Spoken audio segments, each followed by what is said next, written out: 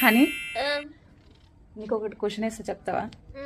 ఏం చదువుతున్నావు నువ్వు? బీటెక్. అవునా? అయితే ఒక అతను 5 కేజీల కాటన్ అంటే తెలుసా? పత్తి. 5 కేజీల కాటన్ తీసుకున్నాడు, 5 కేజీల ఇడ్లీ తీసుకున్నాడు. అవి రెండిట్లో ఏది ఎక్కువ బరువు ఉంటుంది? 5 కేజీల కాటన్, 5 కేజీల ఇడ్లీ తీసుకున్నాడు. అందులో ఏది ఎక్కువ బరువు ఉంటుంది? ఇడ్లీయా? ఎందుకు చెప్పు.